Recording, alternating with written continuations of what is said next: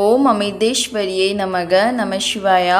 அருள்மொழிகள் பாகம் 4ல் இன்றைக்கி நம்ம என்ன பார்க்க போகிறோம் அப்படின்னா சாதனை, ஆத்ம சமர்ப்பணம், பக்தி.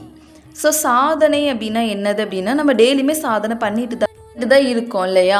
என்ன பண்ணுறோம், காலையில் 5 to 6 மார்னிங் மெடிடேஷன் போகுது, சத்சங்கம், பஜனை, லலித சகஸ்ரநாம, பூஜை, புனஸ்காரங்கள், இறைவனோடு சேர்ந்து வேலை பண்ணுறது, இஷ்ட தெய்வத்தை நினச்சி தியானம் பண்ணுறது, அதாவது 4 பேர் சேர்ந்து அம்மாவை பற்றி பேசுறது, எல்லாமே என்னது சாதனை தான்.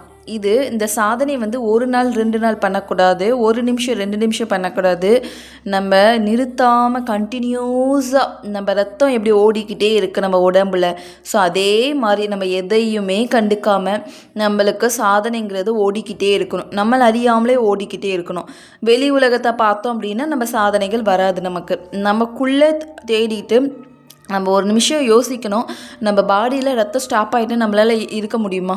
இல்லை இல்லையா. ஸோ அதே மாதிரி தான் சாதனை அப்படிங்கிறதும் நமக்குள்ளே ஓடிக்கிட்டே இருக்கும். ஏதோ ஒரு சாதனை, நாம் இப்போ ஓடலாம், இறைவனை பற்றி பேசலாம், இறைவனை நினச்சிட்டே இருக்கலாம், எது வேணாலும் பண்ணலாம். ஸோ நமக்குள்ளே எல்லாமே மனசுக்குள்ளேருந்து பண்ணலாம், இல்லை சத்தம் போட்டு பஜனை பாடலாம், ஏதோ ஒன்று நமக்கு அறியாமலே நமக்குள்ளேயே ஓடிக்கிட்டே இருக்கணும். அதுதான் சாதனை. இது எப்படின்னா, ஒரு மாணவன் ஒரு நல்ல மதிப்பெண் பெறதுக்கு அவன் டெய்லியும் படிப்பான், அப்படி தானே. அதே மாதிரி தான் நம்ம இறைவனை உணரணும், இறைவனை பார்க்கணும் அப்படின்னா டெய்லியுமே தியானம், ஜபம், பூஜை, நல்ல செயல்கள் இந்த மாதிரிலாம் செஞ்சுட்டு இருந்தோம்னா கண்டிப்பாக அந்த சாதனைகள் மிகப்பெரிய நல்ல சாதனையாக மாறும். ஓகேவா.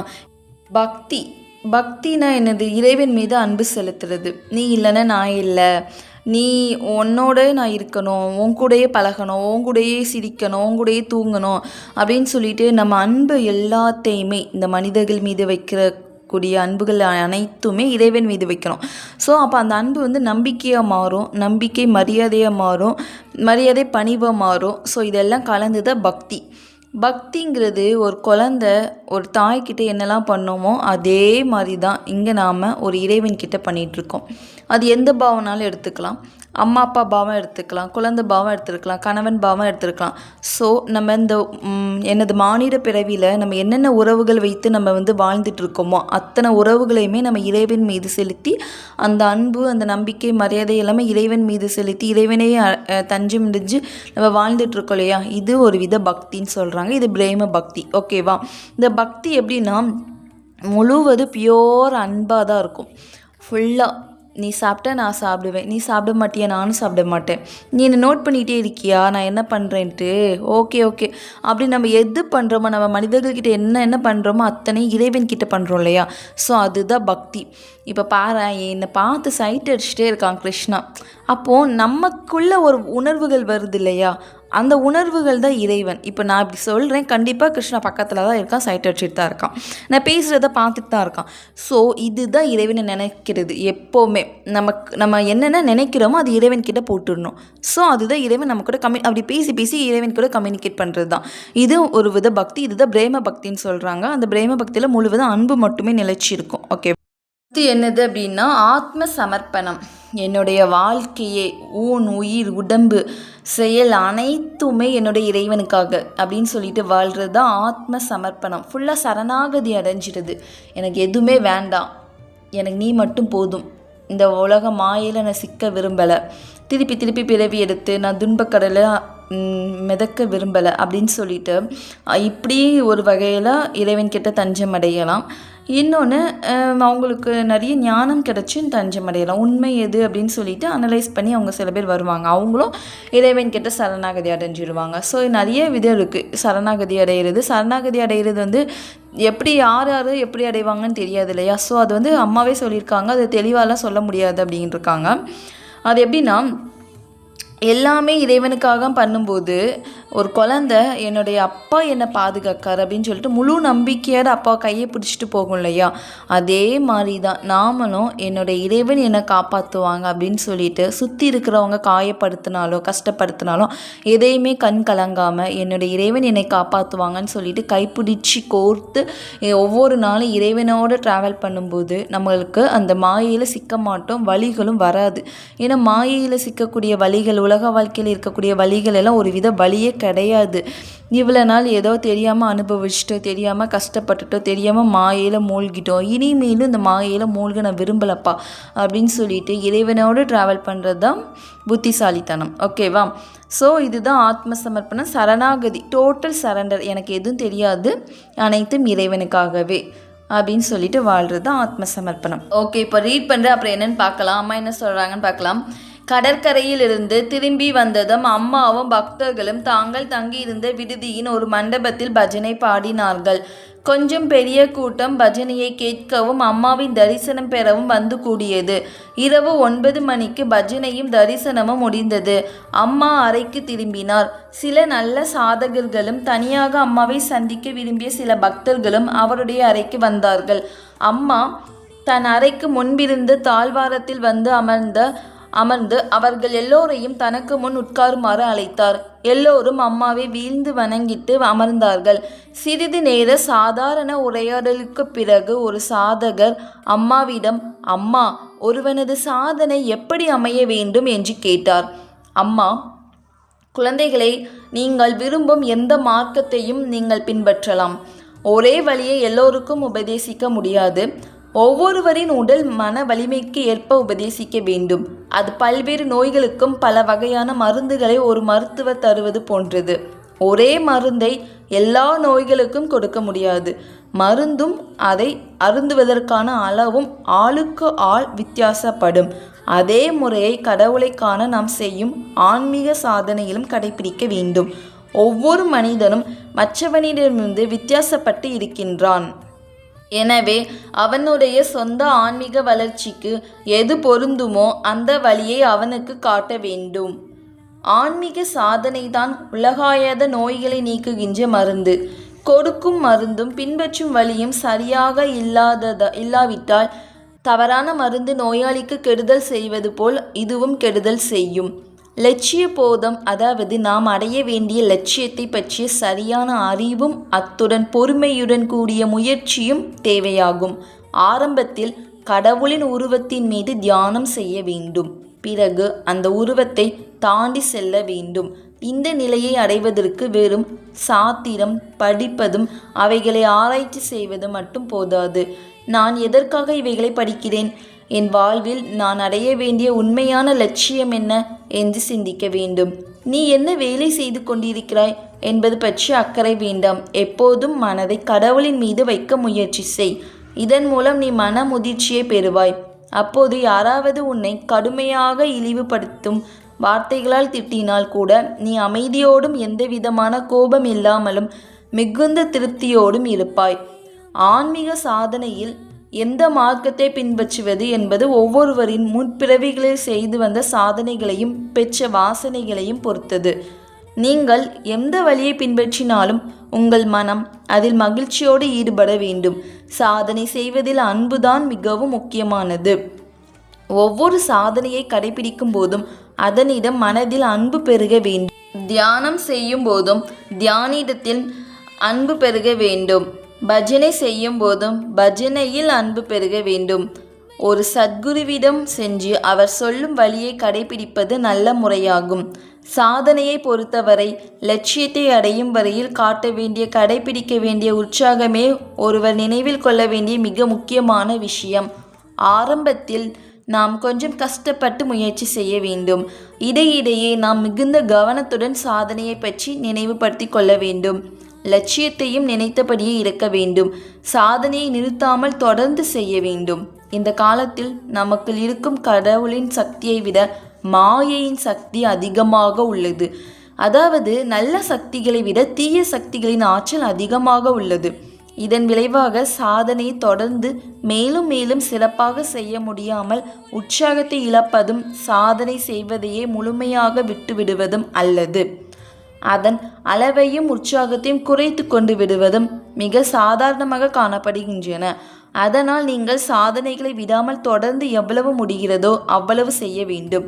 இறுதியில் இந்த சாதனை செய்வது மூச்சு விடுவது போல மிகவும் இயல்பாக தானாகவே நடைபெறும் ஒரு செயலாக ஆகிவிட வேண்டும். அதாவது ஒரு பக்தர் வந்து அம்மா கிட்ட கேட்குறாரு, அம்மா ஒருவனது சாதனை எப்படி அமைய வேண்டும் அப்படின்னு கேட்குறாரு. அதுக்கு அம்மா என்ன சொல்கிறாங்க அப்படின்னா, நீங்கள் எந்த மார்க்கத்தினாலும் நீங்கள் ஃபாலோ பண்ணிக்கலாம். அதாவது ஒவ்வொருத்தவங்களுக்கும் ஒவ்வொரு விதமான தியான முறைகள் இருக்கும். ஒவ்வொருத்தவங்க இந்த ஹடயோகம்லாம் பண்ணுவாங்க. அந்த குண்டலினி சக்தி எழுப்புறது, வசியோகம், அதுக்கப்புறம் சில பேருக்கு பிரேம பக்தி, அது மாதிரி நிறைய இருக்குது. கடவுளை அடையிறதுக்கு வழிமுறைகள் வந்து நிறையா இருக்குது. ஸோ அது வந்து ஒவ்வொருத்தவங்களுக்கும் வேறுபடும் அப்படிங்கிறாங்க. எல்லாத்துக்குமே ஒரே வித மார்க்கம் கிடையாது. ஏன்னா ஒவ்வொருத்தவங்களுடைய உடல் மனநிலைக்கு ஏற்பதை அது வந்து உபதேசிக்கணுமா. ஸோ எல்லாத்துக்குமே இப்போது டாக்டர்கிட்ட போகிறோம், கைவலிக்கு நான் போகிறேன் அப்படின்னா எனக்கு கைவலி மருந்து தான் தருவாங்க, கால்வலி மருந்து தரமாட்டாங்க. ஸோ அதுவுமே அளவுகள் மாறுபடும். இப்போ நான் போனேன்னா எனக்கு ஏற்ற அளவு தருவாங்க. இதே சின்ன குழந்தை போச்சு அப்படின்னா சின்ன குழந்தைக்குள்ளே அதுக்கேற்ற டோசேஜ் கொடுப்பாங்க இல்லையா. ஸோ எல்லாத்துக்குமே ஒரே கைவலி மருந்தே கொடுக்க மாட்டாங்க, இல்லை கால்வலி மருந்தே கொடுக்க மாட்டாங்க.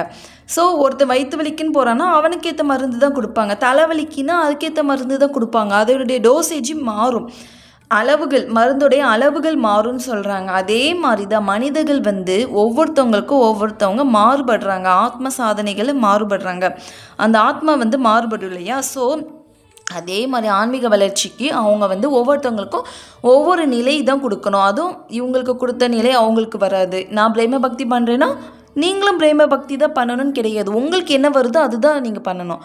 ஸோ நம்மளுக்கு தெரியலையா, அம்மா கிட்டே போய் கேட்கலாம், அம்மா எனக்கு என்ன பக்தி பண்ணுறேன்னே தெரியலம்மா, ஏதோ தியானம் பண்ணேன்னு சொல்கிறாங்க, அப்போ தான் இறைவன் அடைய முடியும்னு சொல்கிறாங்க, டெய்லியுமே அது பண்ணணுமா, அது எனக்கு பண்ண வேற தெரியலை, நீ தானே குரு, நான் உன்னே குருவாக ஏற்றுக்கிட்டேன், எனக்கு கொஞ்சம் சொல்லி கொடுக்குறியா, அது எப்படி செய்யணும் எனக்கு தெரியல. டேரெக்டாக போய் கேட்கலாம்.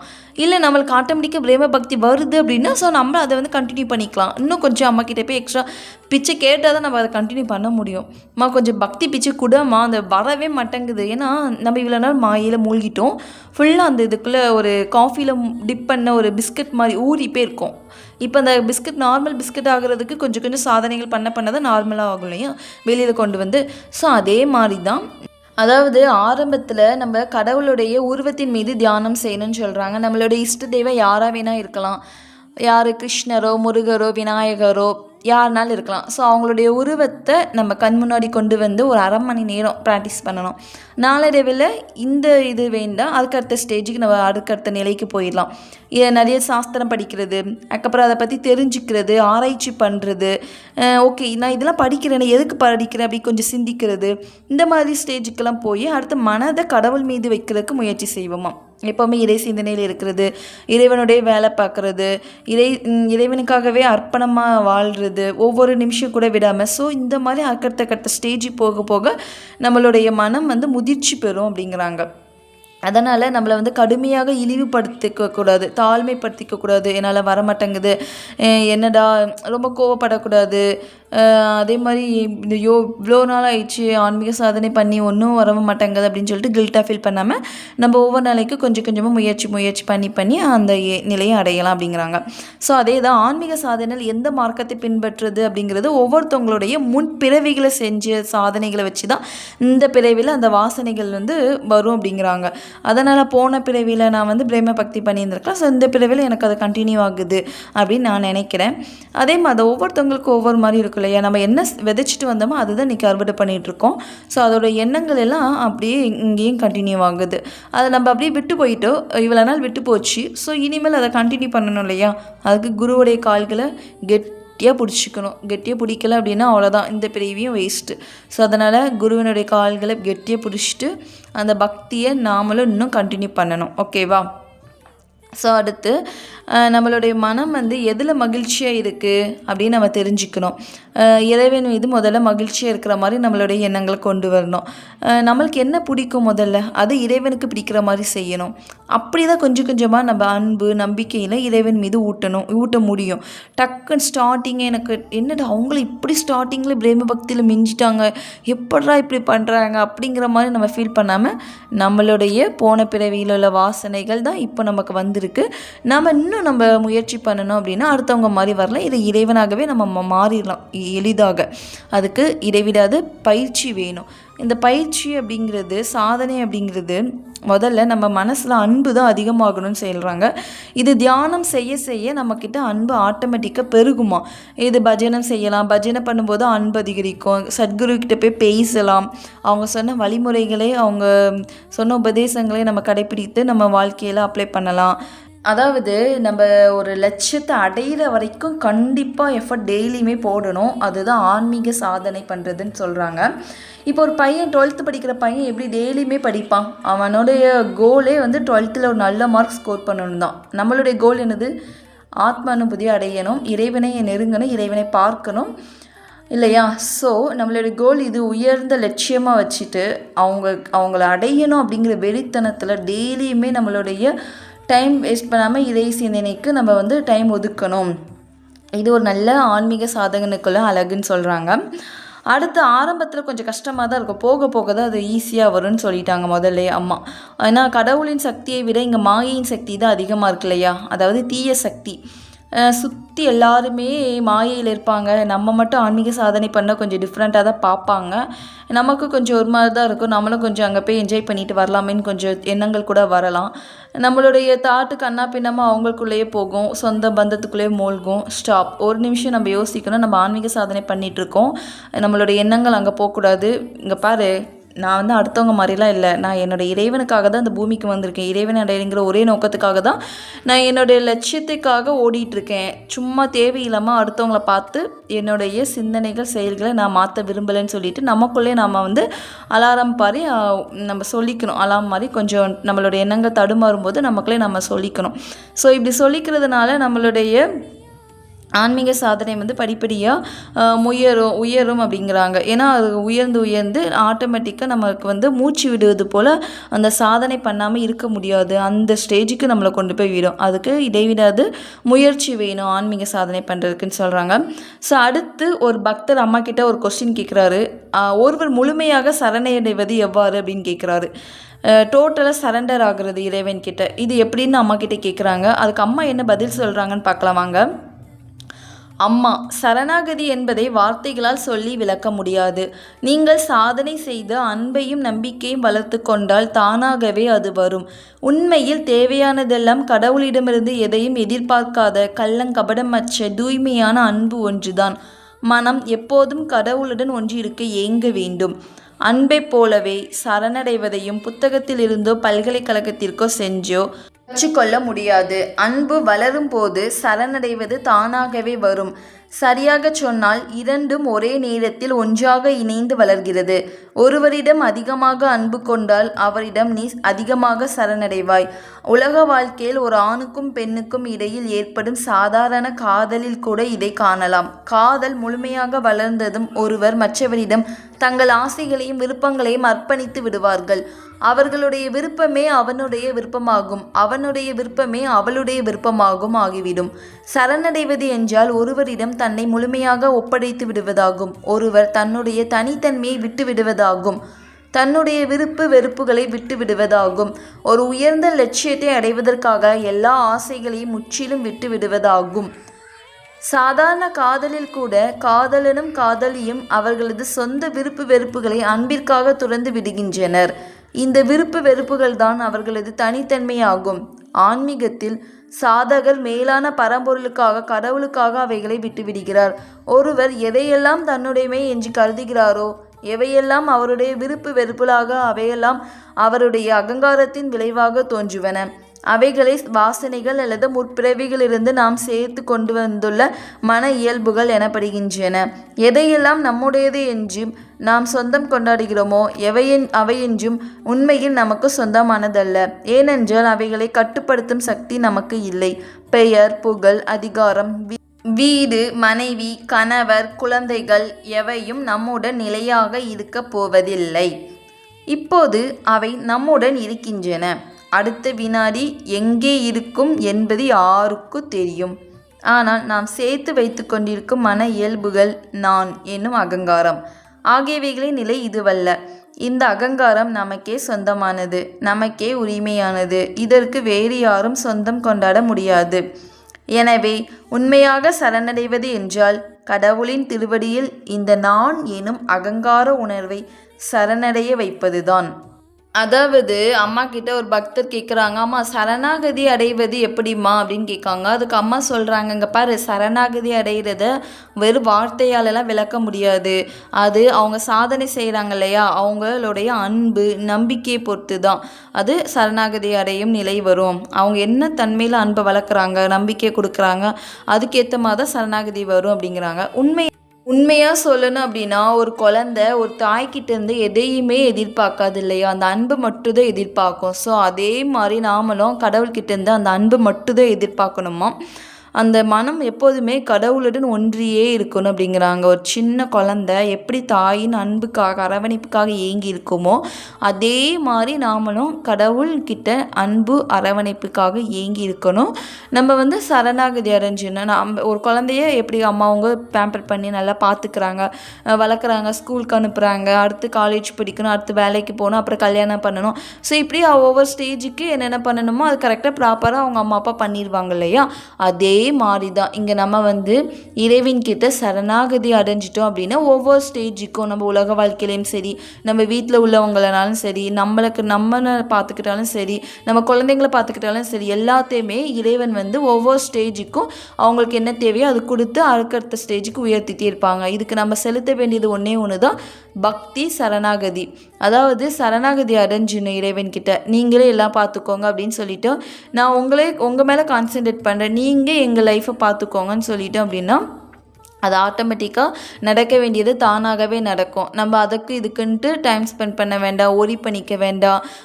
நம்ம ஸ்கூல் போகணுமே, காலேஜ் சேர்த்தணுமே குழந்தைங்கள, அடுத்து கல்யாணம் பண்ணணுமே, ஒரு டென்ஷன் வேண்டாம், ஒரு கவலை வேண்டாம். ஒரு தேர்ட் பர்சன் மாதிரி அந்த குழந்தைங்கள இறைவன்கிட்ட ஒப்படைச்சிட்டு இறைவனே பார்த்துப்பாங்கன்னு சொல்லிட்டு ஒரு வேடிக்கையாக இருந்து நம்ம இறைவன் மீது கவனத்தை செலுத்தணும் அப்படிங்கிறாங்க. இதுதான் சரணாகதி. ஓகேவா? இப்போ சரணாகதியிலே ஒவ்வொருத்தவங்களுக்கும் ஒவ்வொரு நிலை உண்டு. ஒவ்வொருத்தவங்க என்னால் இவ்வளோதான்ப்பா இடம் கொடுக்க முடியும் இறைவன்கிட்ட. ஸோ அப்போ இறைவனும் அவ்வளோதான் இறங்கி வருவாங்க. நீ இன்னும் கொஞ்சம் இறங்கி போயேன், இன்னும் கொஞ்சம் டீப்பாக இறங்கி வருவாங்க. நம்ம எவ்வளோக்குள்ள இடம் கொடுக்குறோமோ அவ்வளோக்குள்ள தான் இறைவனும் அந்த இடத்த ஃபில் பண்ணுவாங்க. ஸோ அப்போ இங்கே முழு சரணாகதி அடைஞ்சிட்டோம் அப்படின்னா அதுக்கு மனப்பக்குவம். இறைவனை என்ன நடந்தாலும் இறைவன் பார்த்துப்பாங்க, துன்பமாக இறைவன் பார்த்துப்பாங்க, இன்பமாக இறைவன் பார்த்துப்பாங்க. எனக்கு எது தேவையா இறைவன் கொடுத்தா வாங்கிக்கிறேன், இல்லைன்னா எனக்கு எதுவும் தேவையில்லை. ஸோ அந்த மாதிரி விருப்பு வெறுப்பு அப்படிங்கிற ஒரு நிலைக்கு தள்ளாமல் இறைவனே சரணாகதி அடைஞ்சு வாழ்ந்தோம் அப்படின்னா நம்ம இந்த மாயையில் சிக்காமல் இறைவன் நமக்கு என்ன தேவையோ அது கொடுப்பாங்கன்னு சொல்லிட்டு அம்மா சொல்கிறாங்க. அதாவது இப்போது உலக வாழ்க்கையில் ஒரு கணவன் மனைவி வாழ்கிறாங்க, லவ் பண்ணி கல்யாணம் பண்ணிக்கிறாங்க. கல்யாணம் பண்ணிக்கிட்டு அவங்களுடைய மனைவியினுடைய விருப்பமே கணவனுடைய விருப்பமாக இருக்கும், கணவனுடைய விருப்பமே மனைவியோட விருப்பமாக இருக்கும். விட்டு கொடுத்து வாழ்கிறாங்க. அவங்களுடைய அன்பு அங்கே சரணாகதி. உனக்கு என்ன பிடிக்குமோ அதை நான் செஞ்சுக்கிறேன், எனக்கு என்ன பிடிக்குமோ அதை நீ செஞ்சுக்கோ அப்படிங்கிறத இவங்க அவங்களுக்காக விட்டு கொடுப்பாங்க, அவங்க இவங்களுக்காக விட்டு கொடுப்பாங்க. அவங்களுக்குன்னு விருப்பு வெறுப்பு எதுவுமே இருக்காது. என்னுடைய லட்சியம் இதுதான், என்னுடைய ஆசை இதுதான் அப்படின்னு சொல்லிட்டு அவங்களுடைய ஆசைகளாக இருந்தாலுமே அந்த கணவனுக்காக அவங்க விட்டு கொடுத்துருவாங்க. ஸோ இது உனக்கு பிடிக்கும்ல, இது நீ எடுத்துக்கோ அப்படிங்கிற மாதிரி தன்னுடைய ஆசையை அங்கே துறந்துடுறாங்க. அப்போ இங்கே அன்பு தான் ஜெயிக்குது இல்லையா. ஸோ இதே அன்பை நம்ம இங்கே எங்கே தூக்கி போடணும்னா இறைவன் மீது போடணும். இந்த கணவன் மனைவி குழந்தைங்க சுற்றி இருக்கிற உறவினர்கள் மீது போடாமல் நம்ம இறைவன் மீது அந்த பந்த பாசத்தை காட்டினோம் அப்படின்னா நமக்கு என்ன சொல்கிறது, இறைவன் மீது தான் அதிகமான அந்த அன்பு அரவணைப்பு கிடைக்கும். மனிதர்கள் கூட ஒரு டைம் ஏமாற்றுவாங்க, நம்பிக்கை துரோகம் பண்ணுவாங்க, மனஸ்தாபம் ஏற்படும். ஸோ இது இறைவன்கிட்ட ஏற்படாது. இறைவன்கிட்ட நம்ம ஒரு அடி எடுத்து வச்சோம் அப்படின்னா இறைவன் நம்மளை நோக்கி அப்படி அன்பு மழையை பொழிவாங்க. ஸோ நம்ம லைட்டாக கொஞ்சம் அன்பு காட்டினாவே போதும், நம்மளை நோக்கி அதிகமாக அன்பு காட்டிகிட்டே இருப்பாங்க. அப்போது இறைவன் மீது மட்டும்தான் இங்கே அன்பு காட்டணும், தேவையில்லாமல் உலக வாழ்க்கையில் இருக்கிறவங்க மீது அன்பு காட்ட வேண்டாம் அப்படின்னு சொல்கிறாங்க. இப்போது சரணாகதியுமே இப்போ இன்றைக்கி நம்ம சொந்தம் கொண்டாடுறோம் இல்லையா, இது என் பிள்ளை எனக்கு மட்டும்தான் சொந்தம், என்னுடைய அம்மா அப்பா எனக்கு மட்டும்தான் சொந்தம், என்னோட கணவர் இவங்க எனக்கு மட்டும்தான். ஸோ இந்த மாதிரி உறவுகளை வச்சு எனக்கு மட்டும்தான் என்னோடதுங்கிறது சொல்லிக்கிறது இங்கே எதுவுமே நம்மளோடது கிடையவே கிடையாது. எல்லாமே இறைவனுடையது. என்னுடைய குழந்தையா அது இறைவனுடையது. இது என்னோட வீடு கிடையாது. இது ஆக்சுவலாக இது ஒரு வீடு. இங்கே நம்ம வர மூஞ்சிலே காசு எடுத்துகிட்டு வந்தோமா, இல்லை அமௌண்ட்டு போன பிறகு நம்ம சேர்த்து வச்சது வர பறக்க மூஞ்சிலே கையில் ஒரு கட்டுக்கிட்ட அமௌண்ட் எடுத்துகிட்டு வந்தோமா, எதுவுமே இல்லையே. அப்படி இருக்கும்போது இந்த வீடும் இறைவனோடது தான். இங்கே எதுவுமே என்னோடது கிடையாதுப்பா. இங்கே என்னது என்னோடதுன்னு அப்படின்னா இறைவன் மட்டும்தான். நானே கிடையாது. நான் அப்படிங்கிறத யூஸ் பண்ணாமல் என்னுடைய இறைவன் அது என் இறைவன் பண்ணான். என்னுடைய இறைவனோடது இந்த வீடு. இது இது என்னோட குழந்தை இல்லை, இறைவனுடைய குழந்தை எனக்கு வளர்க்க கொடுத்துருக்காங்க. இது என் கணவர் இல்லை, என் இறைவனுடைய பிள்ளையை எனக்கு கணவராக கொடுத்துருக்காங்க. ஸோ எந்த சொந்த பந்தம் எல்லாத்தையுமே நம்ம இறைவனோடது என்னோடதுன்னு சொல்கிறோம் இல்லையா, இங்கே இறைவனோடதுன்னு போட்டு, அதாவது பெயர், புகழ், அதிகாரம், வீடு, மனைவி எல்லாமே நம்மளோடதே சொல்லிகிட்டு இருக்கோம். இன்னைக்கு அதிகாரம் பண்ணுறோம். ஒரு இடத்துல போயிட்டு நான் செஞ்சேன், நான் தான் அந்த சட்டத்தை வச்சேன். இங்கே பாரு, யார் வச்சா? இது யாரோடது? இறைவனோடது. இங்கே உன்னோட நியாயத்தை நிரூபிக்காத, ஓகேவா? இங்கே நீ நியாயம் பண்ண வரலை.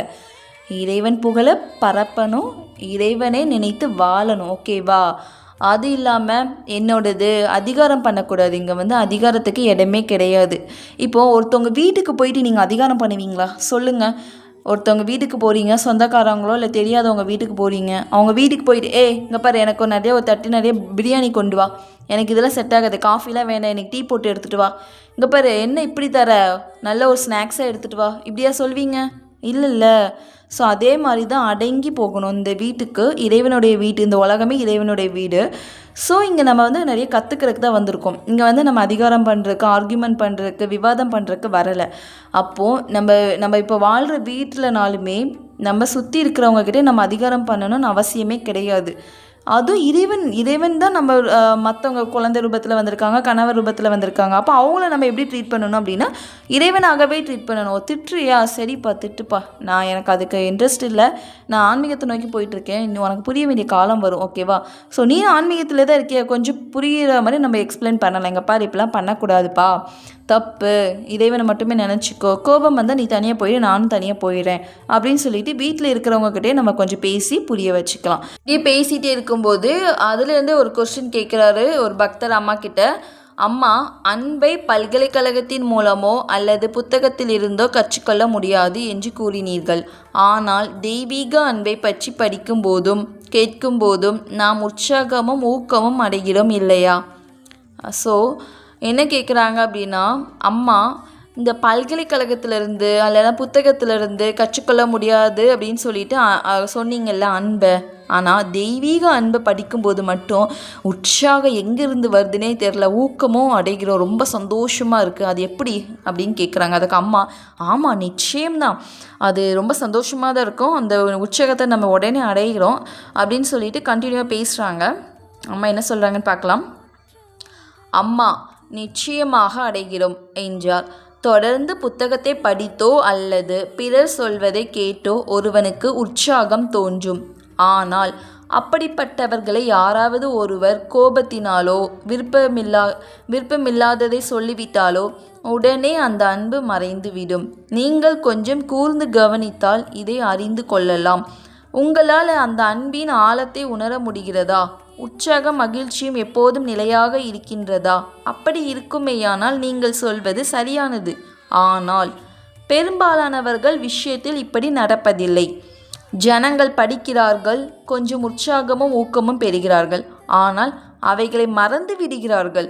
பக்தியை பற்றி படிப்பதும் கேட்பதும் முக்கியமல்ல என்று அம்மா சொல்லவில்லை. படிப்பது என்பது அன்பை பற்றி அறிவுபூர்வமாக தெரிந்து கொள்வது மட்டுமே ஆகும் என்று சொல்கிறேன். ஆனால் அன்பு அறிவை சார்ந்தது அல்ல, அன்பு இதயத்தில் இருக்கிறது.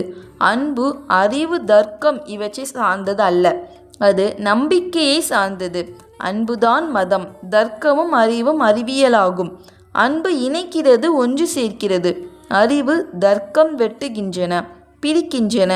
அன்பு ஒருமை உணர்வு, அறிவு வேற்றுமை உணர்வு. அன்பு ஆழமானது, அறிவு மேலோட்டமானது. அறிவை கற்றுக் கொடுக்க முடியும், ஏனென்றால் அது புத்தியை ஆதாரமாக கொண்டது.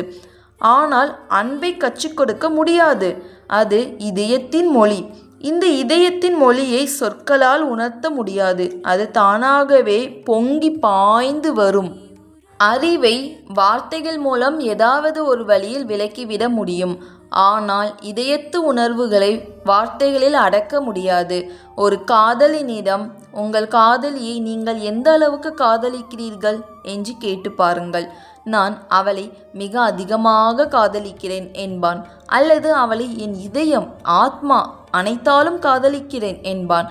இந்த பதிலிலிருந்து என்ன உணர்வை நீ பெற முடியும்? ஒன்றும் பெற முடியாது. அன்பை நம்ம எங்கேருந்து கற்றுக்க முடியாது, அதை கொடுக்க தான் முடியும். எப்படின்னா, நம்ம ஒரு பல்கலைக்கழகத்துக்கோ இல்லை கல்லூரிக்கோ போய் இல்லை ஒரு புத்தகத்துலேருந்தோ நம்ம கற்றுக்கக்கூடிய விஷயம் கிடையாது அன்பு. ஆனால் தெய்வீக அன்பை படிக்கும்போது நமக்குள்ளே ஒரு உற்சாகம், ஒரு ஆனந்தம் வரும் இல்லையா? கரெக்டு தானே? இப்போ அம்மா பற்றி தெரிஞ்சுக்கணும் அப்படின்னா நிறைய இன்ட்ரெஸ்டிங்காக இருக்கும். அம்மா எப்படி வாழ்ந்தாங்க, அம்மா எங்கெல்லாம் போய் தியானம் பண்ணாங்க, எந்த ஊருக்கெலாம் போனாங்க, எப்படி பக்தர்கள்கிட்ட பேசினாங்க, அவங்களுடைய லீலைகள்லாம் எப்படி பண்ணாங்க. ஸோ அம்மாவை பற்றி தெரிஞ்சுக்கணும் அப்படின்னா நமக்குள்ளே ஒரு உற்சாகம், ஒரு ஆனந்தம், ஒரு என்ன சொல்லன்னு தெரியாது, அவ்வளோ ஒரு நல்ல ஒரு வைப்பாக இருக்கும். இது நம்ம அன்பை பற்றி வேறு யார்கிட்டே இருந்து உலக வாழ்க்கையில் உள்ள மக்கள்கிட்டையோ இல்லை ஒரு சாதாரண ஒரு புத்தகத்துலேருந்தோ நம்ம படித்து நமக்குள்ள இது புரிய வைக்கிற ஒரு விஷயமே கிடையாது அன்பு. ஆனால் அது தெய்வீக அன்பு தெய்வீக நூல்கள் புரிஞ்சிக்கலாம். அது எப்படின்னா, நம்ம ஒரு அன்பை எதையுமே எதிர்பார்க்காம கொடுக்குறோம் இல்லையா அடுத்தவங்க கிட்ட, அது நமக்கு பிடிச்சவங்க கிட்ட அப்படி கொடுப்போம். இது நமக்கு பிடிக்காதவங்க கிட்டேயும் நம்ம அப்படி கொடுக்கணும்னு சொல்கிறாங்க. ஓகேவா? அது எப்படின்னா, தெய்வீக அன்புனா எந்த ஒரு எதிர்பார்ப்புமே இல்லாமல் எல்லார்கிட்டையுமே சமமாக அன்பு செலுத்துறது தான் தெய்வீக அன்பு. அது எந்தவித நன்மையும் எதிர்பார்க்காது, விருப்பு வெறுப்புலாம் எதையுமே எதிர்பார்க்காது. அன்புக்கு என்ன தெரியும்? கொடுக்க தான் தெரியும். ஓகேவா? அதுதான் அம்மா சொல்கிறாங்க, அன்புங்கிறது ஆழம், இதயபூர்வமானது, அறிவுங்கிறது மேலோட்டமானது, புத்தியை சார்ந்தது. ஸோ இங்கே எது வின்னாகும் அப்படின்னா அன்பு தான் வின்னாகும். இதயத்துலேருந்து வரக்கூடிய உணர்வுகள் தான் இங்கே ஒரு நல்ல நிலையை கொண்டு போய் சேர்க்கும் அப்படிங்கிறாங்க. இப்போ நார்மலான ஒரு உலக வாழ்க்கையில் வாழக்கூடிய மக்கள்கிட்ட போய் நீங்கள் உங்கள் காதலியை எவ்வளோக்குள்ளே காதலிக்கிறீங்க அப்படின்னு சொல்லி கேட்டோம் அப்படின்னா அவர் என்ன சொல்வார்? அந்த காதலன், நான் அவளை ரொம்ப இதயபூர்வமாக காதலிக்கிறேன், ரொம்ப ஆத்மார்த்தமாக காதலிக்கிறேன் அப்படின்னு சொல்லுவாங்க. ஸோ இந்த பதிலிருந்து நம்மளுக்கு என்ன ஒரு உணர்வை பெற முடியுமா? அதே தான் அந்த காதலிக்கிட்டேயும் கேட்டால், நீங்கள் உங்கள் கணவரை எப்படி லவ் பண்ணுறீங்க, எப்படி உணர்றீங்க அப்படின்னு கேட்டால், நான் ரொம்ப உடல் உயிர் ஆன்மா அனைத்தும் அவரே நினச்சி வாழ்கிறேன் அப்படின்னு சொன்னால் அதை நம்மளால் உணர முடியாது. ஓகேவா? அதாவது உணர்வை நம்ம நம்மளே உணர்ந்தால் தான் உண்டு இல்லையா? ஸோ அதை நம்ம அடுத்தவங்க கிட்ட வாங்கிக்க முடியாது. இது இதயபூர்வமான விஷயங்கள் தெய்வீக அன்புங்கிறது. ஆனால் அது உலக வாழ்க்கையில் அவங்க வாழ்ந்துட்டுருக்காங்க, அதையுமே எக்ஸ்பிளைன் பண்ண முடியாது, அதை உணர தான் முடியும். பட் அது ராங், தப்பு. ஓகேவா? இதை அவங்க கடவுள் மீது போட்டாங்க அப்படின்னா அது பர்ஃபெக்ட் 100%. இப்போ ஒரு குழந்தை தவறு செய்யுது, ஆனால் அதை தாய் வெறுப்பாங்களா? வெறுக்கவே மாட்டாங்க. எவ்வளோ தவறு அங்கே சுயநலம் மேலோங்கி நிற்கிது.